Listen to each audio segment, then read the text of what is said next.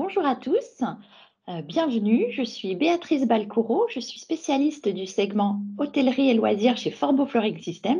Je suis très heureuse de vous accueillir aujourd'hui pour ce webinaire Comment réenchanter les clients de l'hôtellerie après la crise. Voilà, je vois qu'on a des participants qui arrivent. Installez-vous. Aujourd'hui, je suis accompagnée de Katia Barr, qui est notre spécialiste des solutions de personnalisation chez Forbo. Bonjour Katia. Bonjour. Et nous sommes accompagnés de Didier Versavel, qui est à distance, mais qui est avec nous. Bonjour, bonjour. Ouais. Bonjour, voilà Didier qui est architecte d'intérieur, designer et graphiste. Donc aujourd'hui, on va parler des clients de l'hôtellerie. Alors en ce jeudi 30 septembre, la rentrée est déjà loin pour nous tous. Les vacances ne sont plus qu'un lointain souvenir. Et pourtant, cette année, on s'est posé énormément de questions sur les vacances. On s'est tous demandé, faut-il partir à l'étranger? Dois-je prendre l'avion? Peut-on quitter l'Hexagone? Ça a alimenté beaucoup de nos conversations. C'est vrai que le tourisme, c'est un fait de civilisation. On pourrait presque dire que c'est un désir quasi universel. On a tous envie de voyager et de découvrir de nouveaux endroits. Et ça explique le poids du tourisme dans l'économie en France, mais dans d'autres pays également. Alors avant la pandémie, on avait déjà une prise de conscience, on commençait déjà à se dire que le tourisme irraisonné avait des conséquences négatives sur certaines économies, mais sur aussi l'environnement. Je pense par exemple aux îles Baléares qui ont été très touchées par la pandémie et par le ralentissement, la décroissance du secteur touristique chez eux. Et alors, avec la crise sanitaire, on peut dire qu'on a eu une sorte de prise de conscience, à la fois en tant que touriste, en tant qu'usager, et puis aussi de la part du secteur du tourisme lui-même. Et en fait, on assiste à une évolution des comportements. Par exemple, on sait que cette année, il y a eu 4 millions de touristes français en plus par rapport à 2019. Ça veut dire que 4 millions de Français qui auparavant allaient en vacances un petit peu partout dans le monde sont restés dans l'Hexagone. On sait aussi que 85% des gens qui sont partis en vacances cette année disaient vouloir contribuer à la reprise de l'activité économique dans le tourisme. Et ce qui est intéressant de noter, c'est que tous ces Français qui partaient auparavant à l'autre bout de la planète, ils consacrent cette année le même budget aux vacances que les années précédentes. Donc tout l'argent, toute l'enveloppe qui était dépensée au préalable, enfin auparavant, pour prendre l'avion, pour aller très très loin, aujourd'hui, c'est dépensé sur des destinations plus locales. Alors, on constate aussi, quand on interroge les Français, on constate que les gens ont des attentes différentes. Si auparavant, voyager, ça voulait dire découvrir ou se dépayser, aujourd'hui, on est plus dans un besoin de prendre soin de soi. On voit par exemple que depuis l'année dernière, les ventes des cosmétiques ont explosé et font des croissances à 2 chiffres parce qu'on est dans un moment où on a plutôt envie de prendre soin de soi, de se chouchouter. On a envie de se ressourcer. Et surtout, on a aussi constaté que les gens avaient plutôt envie de partir en famille, puisqu'on en a été privé pendant très longtemps. Donc ces nouvelles attentes, elles concernent le but du voyage, on pourrait dire, mais aussi on a de nouvelles attentes en matière d'environnement. C'est-à-dire qu'on a bien conscience que les choses doivent changer. Et ce qu'il est intéressant de noter, c'est que quand on interroge les Français, on se rend compte qu'ils attendent que la réponse vienne du secteur de l'hôtellerie. C'est-à-dire qu'on a envie de faire quelque chose pour l'environnement, mais on n'a pas toujours envie vraiment de changer son propre comportement ou sa propre façon de faire. On attend que l'hôtellerie nous apporte une réponse environnementale.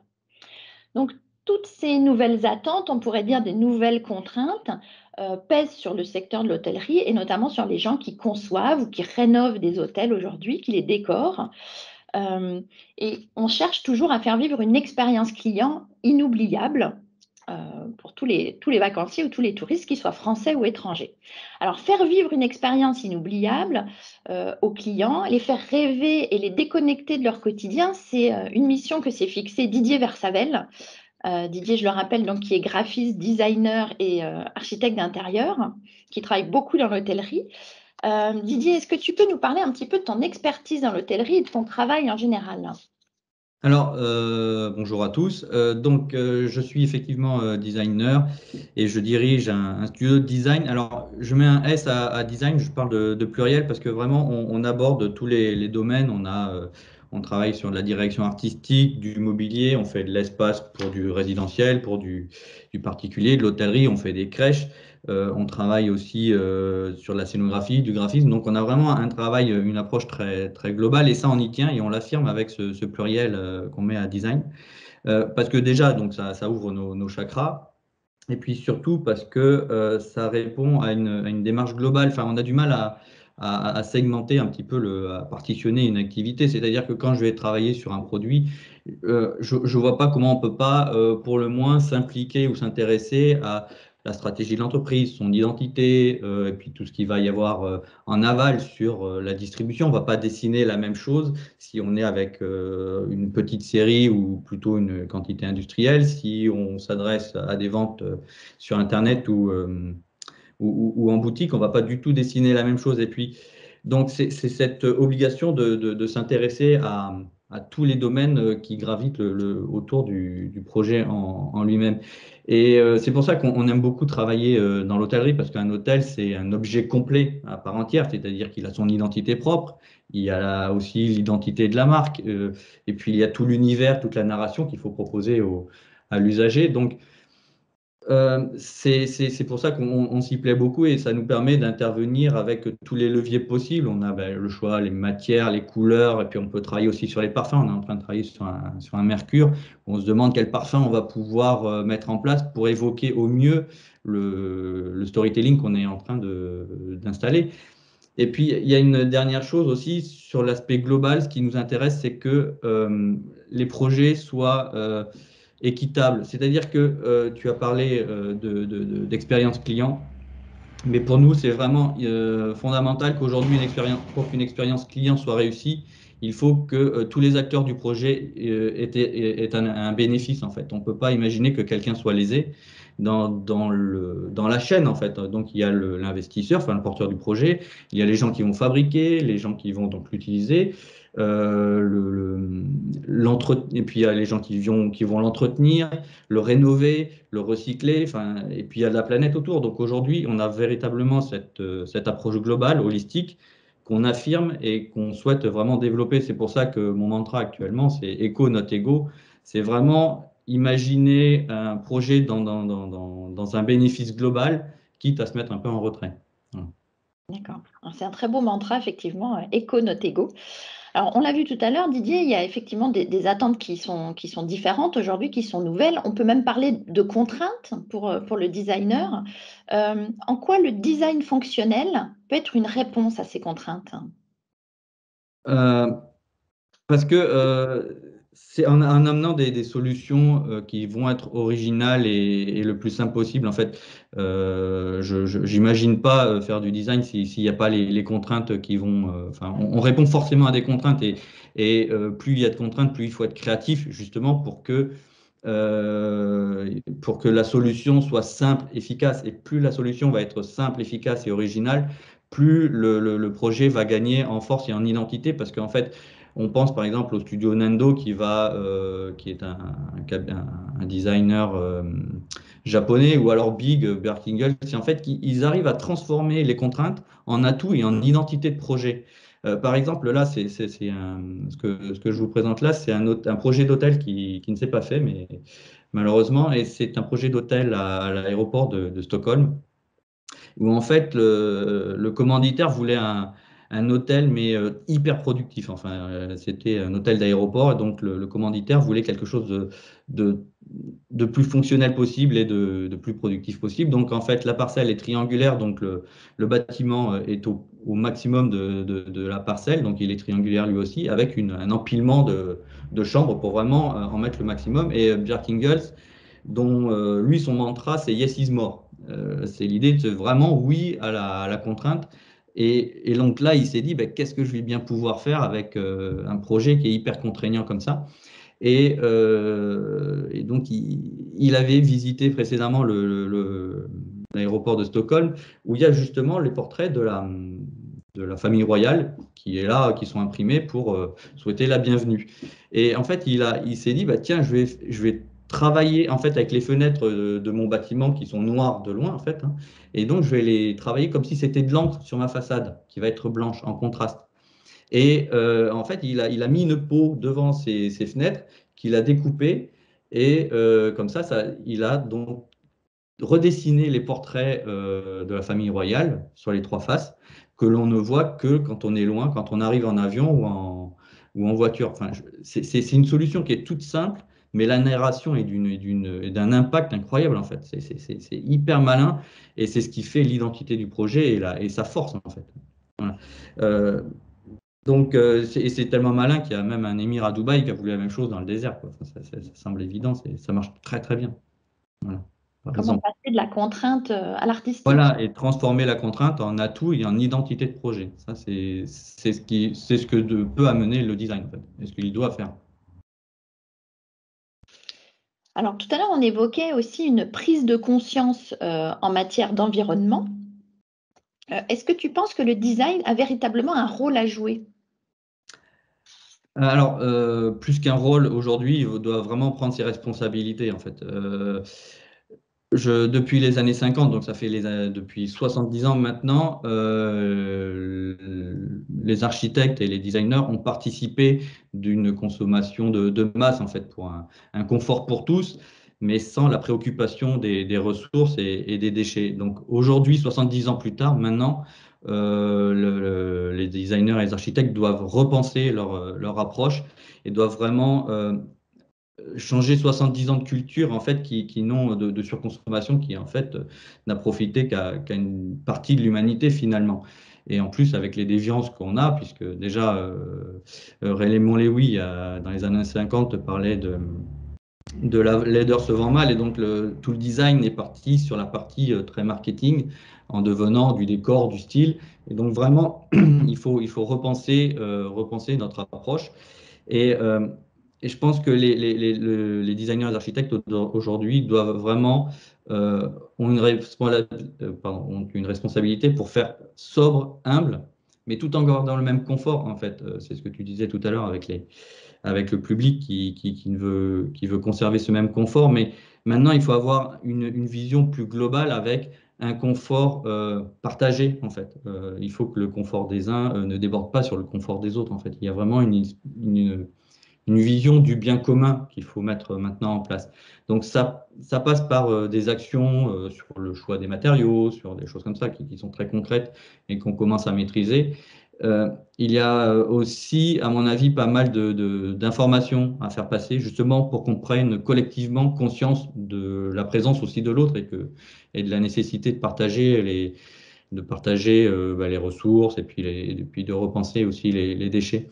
Et alors, par exemple, j'aime bien travailler sur ce genre d'informations qui passent dans l'expérience des projets.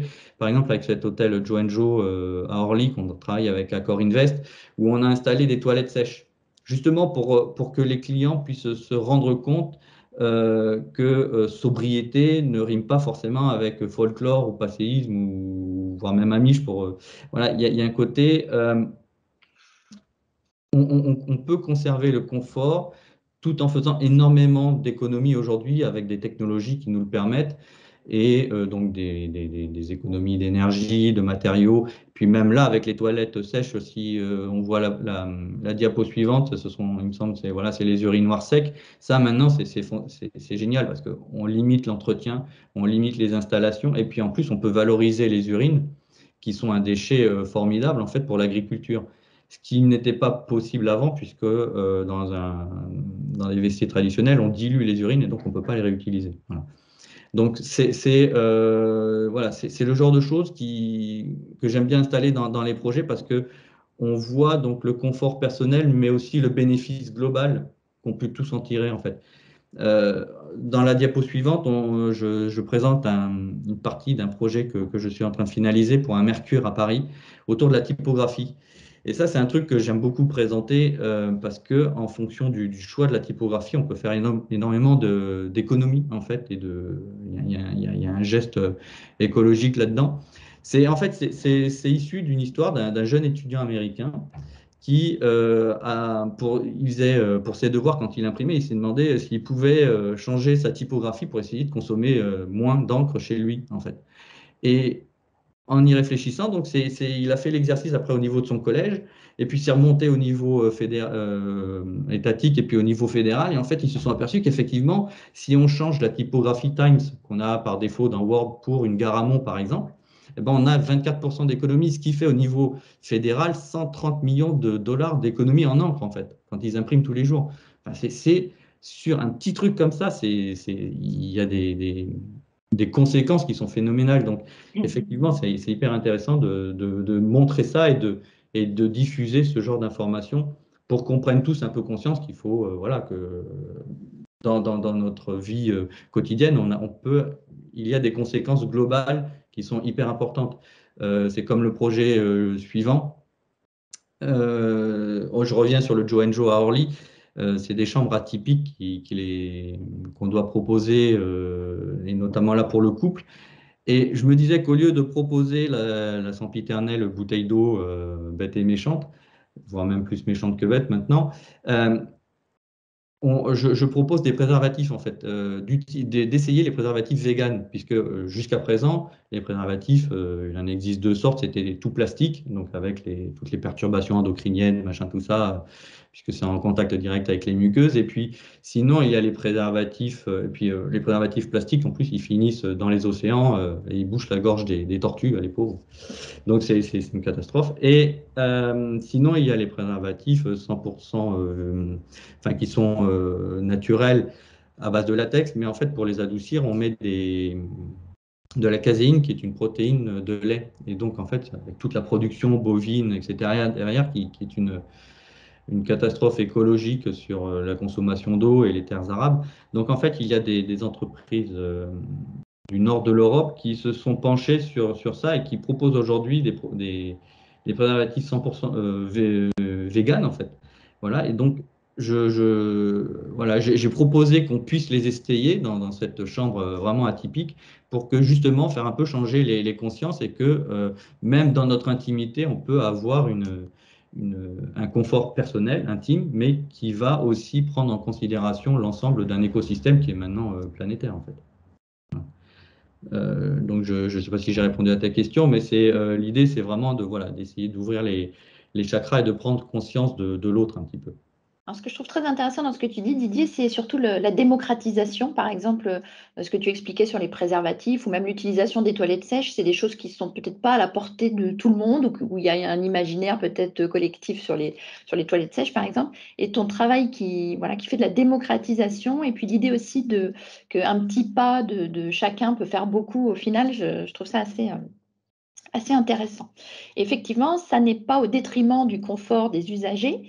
Et pour revenir à l'usager, comment tu pourrais, toi, expliquer l'expérience client dans ton travail? Comment tu la prends en compte? Ben, comme je disais un petit peu au début, c'est-à-dire elle est une composante de tout un projet en fait. C'est-à-dire qu'il y a l'expérience client, mais qui ne peut être réussie que si l'ensemble des acteurs d'un projet ont un intérêt pour que ce soit viable en fait. Il faut véritablement que personne ne soit lésé dans l'histoire.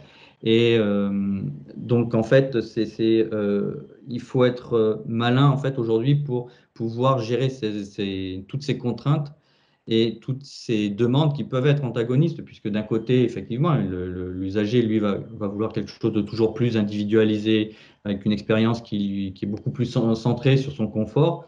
Et puis à côté de ça, on va avoir les opérationnels qui veulent quelque chose de beaucoup plus aisé, de mutualiser, d'optimiser. Et puis il y a aussi maintenant des demandes environnementales avec des démarches RSE qu'il faut défendre et mettre en avant. Donc, l'expérience client aujourd'hui, elle est au centre, mais d'un écosystème, en fait, vraiment. Et il y a des exemples, voilà, un truc qui me semble hyper important pour que justement le client, son usage soit toujours valorisé et intéressant pour lui, mais tout en pensant le global. Il y a dans l'automobile un système que j'aime bien, c'est-à-dire que c'est des plateformes, ils appellent ça plateformes partagées. C'est un châssis automobile qui va servir pour plusieurs modèles de voitures, voire même pour plusieurs marques. C'est vachement malin parce qu'en fait, comme ça permet aux fabricants en fait d'optimiser à fond la R&D et l'innovation sur le châssis.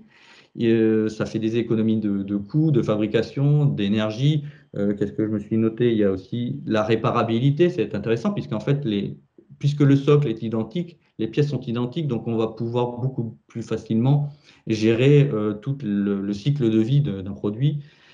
Mais tout ça n'est pas aux dépens en fait de l'usager qui lui a tout ce qui est à son contact, c'est travaillé pour lui en fait. L'enveloppe, les portes, tout ça, c'est à son image et ça répond à ses attentes, à ses valeurs. Et ça, je trouve que c'est vachement malin d'un point de vue constructif en fait. Donc dans l'agencement, aujourd'hui, on a un peu la même chose avec des agenceurs cuisinistes qui proposent ça à leurs clients, c'est-à-dire que ils utilisent des caissons standards de la grande distribution type IKEA qui en fait qui optimisent à fond les panneaux, les déchets, tout ça, euh, et puis qui permettent aussi d'économiser sur le budget. Mais tout ce qui va être au contact du client final, les poignées, les portes, les plaintes, tout ça, ça c'est du sur-mesure en fait. Ce qui est, encore une fois, je trouve quelque chose de très vertueux parce que ce qui fait la structure, ben, ça c'est complètement optimisé, c'est mutualisé. Par contre, tout ce qui va faire l'identité du produit, son expérience, typiquement, ça c'est à l'image de ce que désire le client et de ce qu'il est en fait. Donc, malheureusement, je peux pas vous montrer des exemples là que je suis en train de travailler avec ADP ou Club Med où on a justement cette idée sur des concepts internationaux où on va pouvoir comme ça diffuser une structure que des agenceurs vont pouvoir habiller avec des matériaux ou des savoir-faire régionaux. Par contre, je peux vous montrer voilà, un projet donc sur une échelle plus petite, c'est sur une centaine, c'est un hôtel à Paris avec Accor Invest, un Ibis Styles qui est d'une centaine de chambres, où en fait on s'est amusé à imaginer deux typologies de chambres sur la même base. En fonction, le thème, c'est le yin et le yang, le noir et le blanc. Et en fait, on a inversé les chambres en fonction de leur position dans le bâtiment, au sud ou au nord, en fait, plus ou moins lumineux.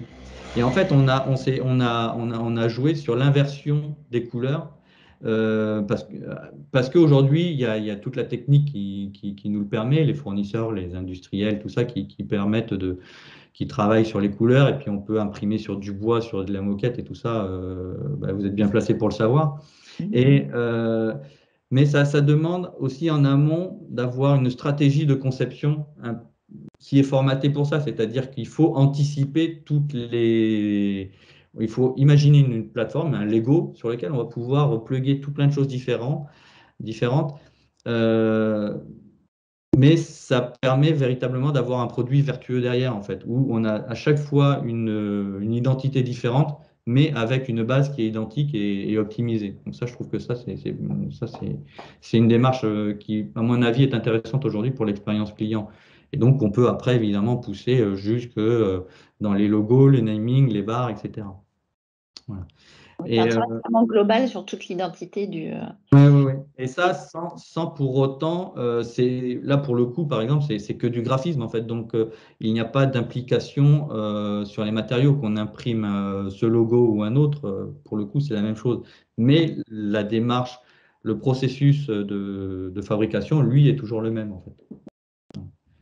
Et il y a un dernier exemple que je voudrais vous montrer pour l'expérience client. Alors ça, c'est un peu différent, mais ça rejoint ce que je disais au départ sur l'idée du confort pour tous. En fait, c'est que le confort des uns ne déborde pas sur le confort des autres et, et qu'il faut imaginer vraiment des projets qui intègrent cette réflexion globale. Et ça, c'est un projet qui me tient à cœur. C'est un concept de chambre PMR qu'on a développé avec le groupe Accor, repenser la chambre PMR qui est actuellement assez discriminante et qui est assez perturbante, puisqu'en fait tous les accessoires sont issus du milieu médical et donc les ambiances sont assez perturbantes. Et donc là, on a fait tout un travail pour essayer justement d'avoir une chambre qui propose un confort, mais vraiment pour tous. C'est-à-dire que quel que soit votre handicap, et même si vous êtes valide, en fait, c'est la même chambre potentiellement, en fait. On a travaillé sur l'intégration de tout plein de fonctions dans le mobilier pour que justement on réenchante un petit peu cet univers PMR qui est pour l'instant assez désagréable. Et par exemple, on a travaillé sur des chevets qui sont rehaussés pour qu'une personne âgée puisse prendre appui pour se lever de son lit, par exemple, ou on a surbaissé la penderie pour que bah, cette personne âgée ou, je sais pas, une femme enceinte, un sportif qui s'est cassé une jambe, bah, puisse prendre appui dessus. Et puis d'un point de vue opérationnel, c'est intéressant parce une penderie comme ça surbaissée, ben, au niveau de l'entretien, c'est hyper simple en fait. On n'a plus à imaginer un agent d'entretien qui se met sur la pointe des pieds pour le nettoyer. Donc ça aussi, ça facilite la vie des opérationnels. Donc c'est vraiment un projet qui est très inclusif. Et donc on est intervenu sur plein de médias, la lumière, l'aspect acoustique, toutes les commandes vocales et puis tactiles, puisque quand on est muet, le vocal, forcément, ça marche moins bien. Donc on a essayé voilà, d'intégrer la mobilité aussi. Le bureau, par exemple, lui coulisse le long de la façade pour libérer de la place si vous êtes en fauteuil.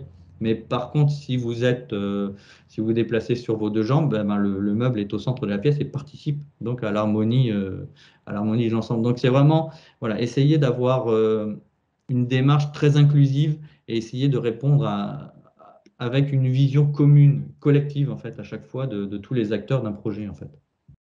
C'est vrai que moi, c'est un projet que j'aime beaucoup. J'aime beaucoup les photos que tu nous présentes, Didier, parce que je trouve que c'est l'exemple parfait de ta créativité face à la contrainte. Parce qu'effectivement, la chambre PMR, comme tu dis, c'est très triste et c'est très contraignant.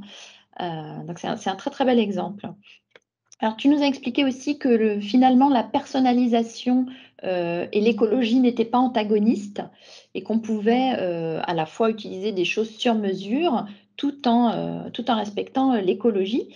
Alors, dans tes projets, je sais que tu travailles beaucoup avec Flotex, qui est notre revêtement de sol dans textile floqué avec un envers dans le PVC. Comment tu intègres ce matériau dans tes créations aujourd'hui? Ben, par commodité, je vais dire, parce que effectivement, d'un point de vue opérationnel, bah, c'est hyper pratique en fait. C'est costaud, c'est durable, ça s'entretient très facilement. Puis en plus, il y a des aspects acoustiques intéressants. Donc techniquement, c'est un produit qui est hyper costaud. Donc généralement, les propriétaires me le réclament d'un point de parce qu'il répond très très positivement à leurs attentes opérationnelles et logistiques. Et puis moi, d'un autre côté, c'est un matériau qui est hyper malléable puisqu'on lui fait dire ce qu'on veut, puisqu'on l'imprime un peu comme on l'entend. Donc effectivement, là par exemple, ça c'est un tribe qu'on est en train de livrer à Carcassonne. Et vous voyez, on peut avoir des choses très graphiques dans les couloirs pour répondre à l'identité de la marque. Et puis à côté de ça, on va avoir un effet très minéral, effet de terrazzo à plus petite échelle pour faire une espèce de miroir avec la citadelle qu'on a juste en face. Donc c'est ouais, c'est un projet un produit, pardon, le Flotex qui est très pratique en fait. C'est pratique à plein de niveaux, donc ça plaît aux hôteliers et donc forcément, moi ça me va bien en fait. D'un point de vue créatif, c'est une page blanche en fait, c'est très intéressant. Très bien. Merci beaucoup, Didier, pour Je t'en prie, je t'en prie, je t'en prie. ces belles réalisations qui sont très inspirantes. Alors, on va rester un petit peu sur le thème du revêtement de sol et plus particulièrement du Flotex. Je vais me tourner vers toi, Katia. Quel est selon toi aujourd'hui l'impact du revêtement de sol dans l'hôtellerie avec toutes ces nouvelles attentes et toutes ces nouvelles contraintes qu'on a aujourd'hui? Eh bien, je dirais qu'avec notre Flotex sur mesure, on va permettre de répondre à la première impression. Parce que c'est vrai que quand on arrive dans un établissement, c'est généralement la première impression qui compte. On va tant au niveau de l'apparence qu'au niveau de la propreté, parce que c'est vrai que l'hygiène faisait déjà partie de notre vie, mais elle le fait encore plus partie. C'est encore plus vrai aujourd'hui. Encore plus vrai aujourd'hui. C'est pour ça que, en utilisant, le Flotex, on répond également aussi à au trafic intense et à la personnalisation qu'on pouvait évoquer, il y a quelques instants avec Didi. Alors, pour ceux qui ne connaîtraient pas Flotex, c'est déjà un revêtement de sol qui offre énormément, j'allais dire d'infinies possibilités, puisque c'est un revêtement donc, qui existe en rouleau, en dalle et en lame, donc de nombreux formats. Il y a aussi beaucoup de couleurs et on a déjà une banque d'images sur notre site internet qui comporte plus de 600 références. Pourquoi aujourd'hui on pourrait faire appel à un service de recoloration d'un dessin qui existe déjà, par exemple? Alors c'est vrai que, comme tu le dis, notre banque d'images est déjà très importante. On a beaucoup d'images, on a beaucoup de coloris possibles, mais on a aussi envie d'aller plus loin. C'est vrai que si on a envie d'harmoniser avec son intérieur, de créer vraiment une cohérence au niveau des couleurs, avec le mobilier, avec les peintures qu'on va décider peut-être de mettre au mur, en utilisant le service de recoloration, on va justement pouvoir s'adapter au projet qu'on est en train de mettre en place justement. Pas seulement, puisqu'on peut aussi déployer également son image de marque avec cette recoloration en s'adaptant. On a tous des couleurs qui nous sont propres pour que ce soit des entreprises, des Pour un établissements, logo, pour un logo. Et grâce à cette recoloration, on va pouvoir justement être cohérent avec l'image de sa marque. Donc, concrètement, ça veut dire je choisis un dessin qui me plaît dans la banque d'images de Forbeau et puis je décide de l'adapter avec les couleurs de mon logo, de mon hôtel ou de l'ambiance que je veux C'est donner. tout à fait ça. Quelle couleur je peux espérer obtenir? Comment je peux choisir ou, On a justement sur notre banque d'images la possibilité d'aller choisir donc une couleur pour le fond, une couleur pour les motifs qui existent déjà sur un revêtement de sol, ce qui va justement nous permettre aussi de créer une harmonisation, un cheminement. On pourrait éventuellement envisager de créer un cheminement dans l'établissement, de créer des zones.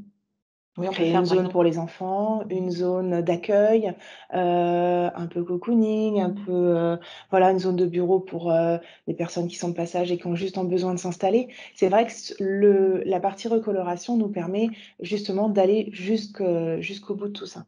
D'accord. Donc, on sait aussi qu'on peut recolorer, par exemple, en donnant une référence RAL ou Pantone. Et il est possible aussi avec un échantillon matière. Par exemple, si j'ai toute une série de fauteuils et j'ai envie d'avoir un sol qui s'accorde parfaitement avec mon mobilier, je peux aussi te donner un échantillon matière. Voilà, ça vaut la même chose qu'un coloris qu'on pourrait retrouver sur notre banque d'images ou tout simplement dans une liasse qu'on pourrait avoir RAL ou Pantone, pour citer ces 2-là. Mais un échantillon effectivement, permet aussi de recolorer, enfin de refaire sur notre Flotex pour avoir le même coloris. Alors, imaginons que dans cette banque de 600 dessins, je ne trouve pas mon bonheur. Malgré tout le choix qui s'offre à moi, j'ai envie d'aller plus loin et j'ai envie de créer mon propre dessin, mon propre revêtement unique. C'est possible? Mais c'est tout à fait possible justement parce qu'en gardant, en allant sur la banque d'images, effectivement, on va retrouver des images qui peuvent être utilisées par d'autres personnes. Pas forcément pour les mêmes coloris, mais si on a vraiment envie, de raconter une histoire, Ouais. tout simplement, de créer une atmosphère unique dans notre établissement. Si par exemple, on prenait l'exemple de Reims. Reims, on a un très bel établissement qu'on voudrait, rappeler avec la cathédrale, avec, le côté pétillant du champagne. Effectivement, là, on cherche à se différencier par rapport à d'autres établissements et créer quelque chose d'unique. Et donc, alors, si je comprends bien, on peut imprimer tout ce qu'on veut sur Flotex. Alors, presque tout. Presque tout. Presque tout. Effectivement, le Flotex, avec sa construction unique, son impression en haute définition, nous permet d'avoir beaucoup de possibilités en création. Effectivement, on peut laisser libre cours à son imagination.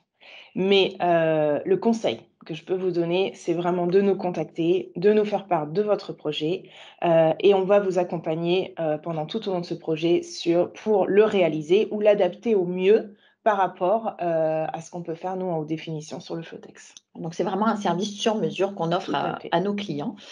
On montrera d'ailleurs tout à l'heure des très beaux exemples, des belles réalisations qu'on a faites qui vont sûrement vous inspirer. Est-ce que tu dirais aujourd'hui que la plupart de tes interlocuteurs viennent à toi parce qu'ils choisissent un sol pratique, facile à entretenir? On sait que dans l'hôtellerie, même dans les restaurants, le Flotex va résister à tout, au trafic intense, il est extrêmement facile à détacher. Est-ce que les gens viennent plutôt vers toi pour ce genre de problématique ou est-ce qu'ils viennent vers toi pour la personnalisation et l'envie de créer quelque chose d'unique? J'aurais tendance à dire que c'est les 2, parce que c'est vrai que quand on décide, de réaliser un projet en sur-mesure, on va pas, l'objectif n'est pas de le changer au bout d'1 an. On a envie qu'il Voilà. dure. Donc l'aspect durable, a toute sa place déjà dès le départ et en plus après on a envie justement, de donner vie au projet grâce à la personnalisation. Donc là, c'est vraiment, l'aspect durable, et conjugué à la personnalisation, de notre vêtement de sol. Sachant qu'en plus, le Flotex, est garanti jusqu'à 16 ans. D'accord, c'est vrai qu'on parlait tout à l'heure d'environnement et le Flotex, donc c'est un sol qui se détache et qui s'entretient avec très peu d'eau, très peu de produits chimiques. Et le fait qu'il soit durable, comparé par exemple à des moquettes qu'on peut mettre dans l'hôtellerie, qu'on va devoir renouveler régulièrement, eh bien le Flotex a une durée de vie beaucoup plus longue et tu dis il est garanti 16 ans, mais il dure bien au-delà. Bien sûr. Alors ce qu'on va faire, on va vous montrer de très belles réalisations, de belles idées. On espère que ça va vous inspirer. On va vous passer quelques petites photos. Alors, vous allez voir qu'on a des choses très intéressantes. Alors, tout ce que vous allez voir, ça peut vous inspirer, mais vous ne pourrez pas le copier car effectivement, on s'engage. Tous les projets sur mesure qu'on fait pour nos clients leur appartiennent. Donc, quelquefois, ils nous donnent la gentille autorisation de le diffuser et de partager. Mais voilà, le concept, le dessin ne pourra jamais être produit. Voilà, donc vous allez voir ça, ça va arriver bientôt. Donc c'est toute une série, donc on est beaucoup dans l'hôtellerie ou dans le loisir. Là, on a une petite ambiance plage, par exemple. Donc, vous allez voir, ça va défiler. Ce sont des choses qu'on a réalisées en France, mais pas que, aussi des choses à l'étranger. Et c'est vrai que voilà, c'est universel aussi d'avoir un dessin unique, d'avoir une expérience client. Et dans l'hôtellerie, ce qu'on appelle le wow effect est essentiel. Ça, par exemple, c'est une belle réalisation de Reims. Hein, notre voilà, Forbeau est situé à Reims, donc on est très fiers de ce projet.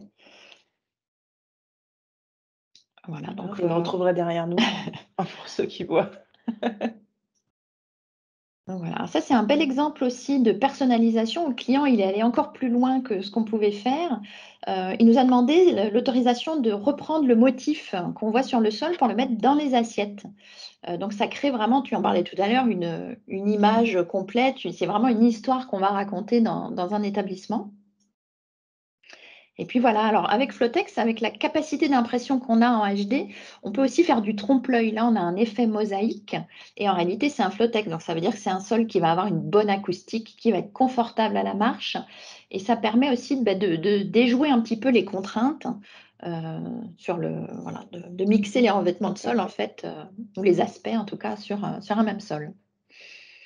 Donc voilà, on a des exemples aussi dans des endroits pour enfants, puisque c'est des endroits qui sont soumis à un fort trafic et une forte sollicitation. On met ça aussi également dans les cantines scolaires, par exemple. Puis voilà, donc ça, c'est une photo qui a été prise à Val Thorens, à l'office de tourisme, où là aussi, on a une grosse sollicitation avec chaussures de ski, l'eau, la neige, etc. Donc, c'est vraiment un produit résistant. Mais ce qu'on remarque en premier, finalement, c'est l'effet bluffant du trompe-l'œil avec le sol lunaire. Puis voilà, d'autres types de réalisations. On espère que tout ça, ça vous inspire. C'est vrai qu'on en met beaucoup à la montagne, Flotex, parce que c'est des endroits où on a besoin d'un sol vraiment, vraiment résistant. Voilà, ça aussi, c'était une très, très belle réalisation pour un Center Park. Là aussi, on peut jouer aussi avec la contrainte de pose. Par exemple, on voit ce qui semble être des tapis qui sont empilés. En réalité, c'est une impression et on a juste eu à dérouler le rouleau de revêtement de sol. Donc, c'est aussi un gain de temps pour la pose.